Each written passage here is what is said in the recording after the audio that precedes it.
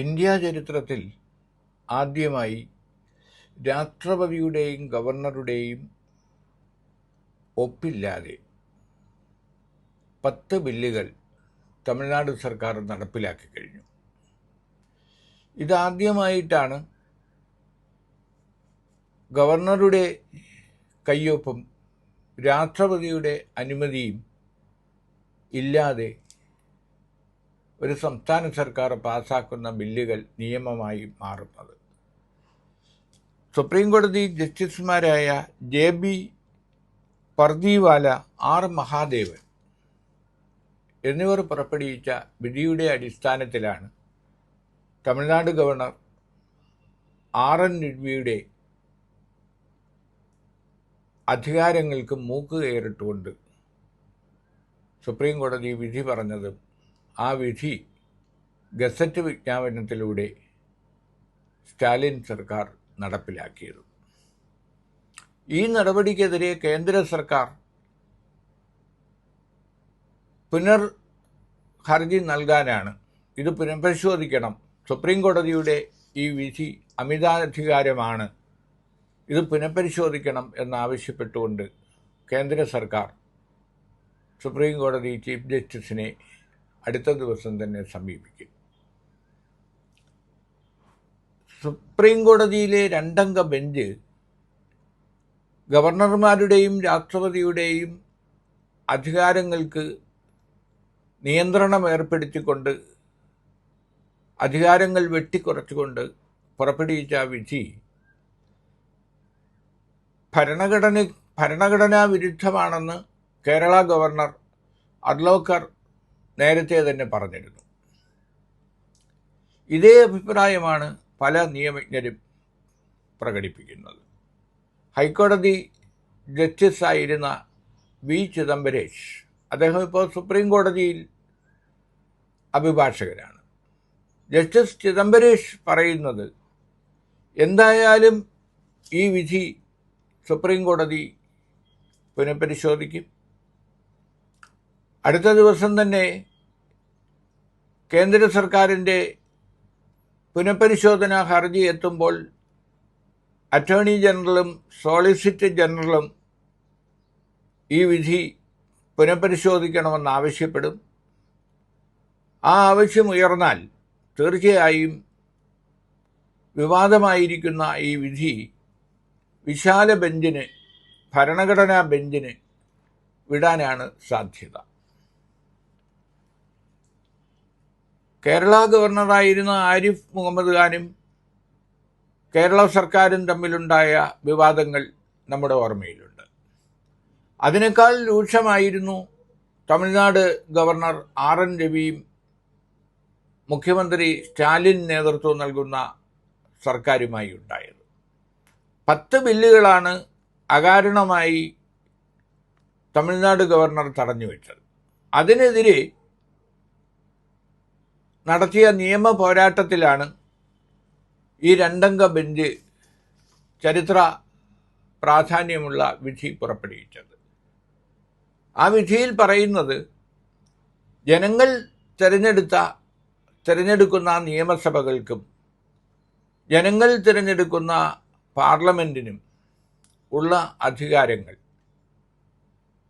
ആ അധികാരങ്ങൾ കവർന്നെടുക്കാൻ ഗവർണർമാർക്കോ രാഷ്ട്രപതിക്കോ ഭരണഘടന അധികാരം നൽകുന്നില്ല എന്നാണ്. അതുകൊണ്ടാണ് അനിശ്ചിതമായി നിയമസഭകൾ പാസാക്കുന്ന ബില്ലുകൾ തടഞ്ഞുവയ്ക്കാൻ ഗവർണർമാർക്ക് അധികാരമില്ലെന്ന് സുപ്രീം കോടതി വിധി പറഞ്ഞത്. അപ്പോൾ ബില്ലുകൾ നിയമസഭ പാസാക്കി അയച്ചു കഴിഞ്ഞാൽ എത്രയും വേഗം അത് പാസാക്കുക, അല്ലെങ്കിൽ രാഷ്ട്രപതിക്ക് അയക്കുക.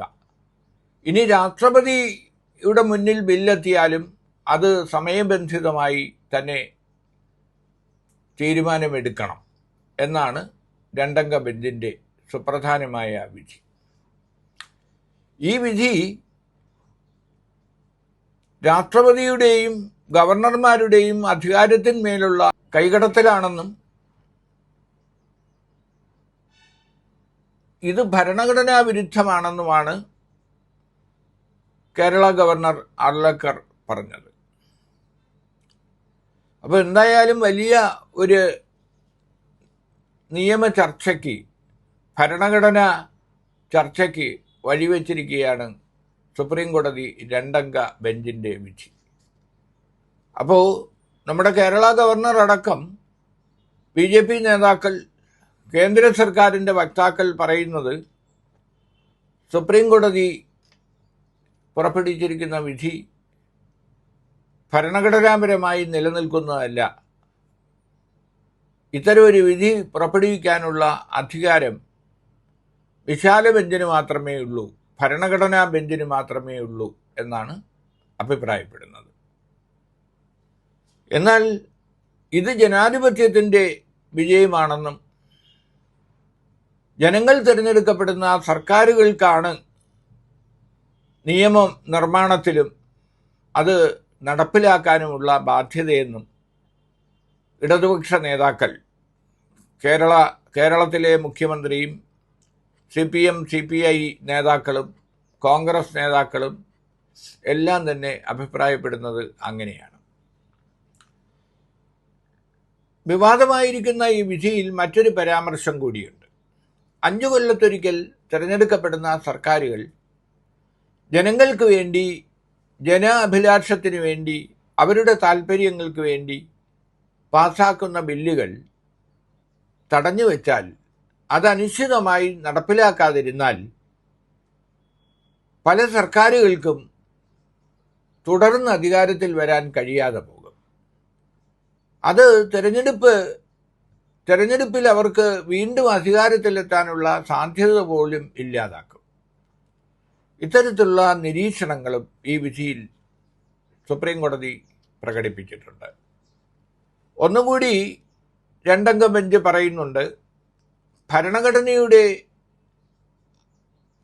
ഭരണഘടനയ്ക്കുള്ളിൽ നിന്നുകൊണ്ട് തന്നെയാണ് ഈ വിധി പുറപ്പെടുവിച്ചിരിക്കുന്നത്. അതുകൊണ്ട്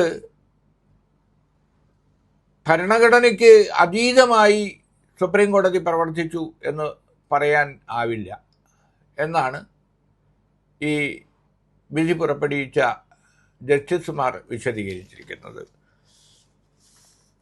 മറ്റൊന്ന്, നേരത്തെ തന്നെ ഇത്തരം ബില്ലുകൾ കാലതാമസം പാടില്ല, നിയമസഭകൾ പാസാക്കുന്ന ബില്ലുകൾ വെച്ച് താമസിപ്പിക്കാൻ പാടില്ല എന്ന് സർക്കാരിയ കമ്മീഷനും ജസ്റ്റിസ് പൂഞ്ചി കമ്മീഷനും നേരത്തെ തന്നെ അഭിപ്രായപ്പെട്ടിട്ടുണ്ട് എന്നും വിധിന്യായത്തിൽ എടുത്തു കാണിക്കുന്നു. അപ്പോൾ ഭരണഘടനയിൽ മൗലിക മാറ്റം ഒന്നുമില്ലാതെ തന്നെ ആണ് ബില്ലുകൾ നിശ്ചിത സമയത്തിനുള്ളിൽ അനുമതി നൽകണം എന്ന് 2 അംഗ ബെഞ്ച് വിധിച്ചത്.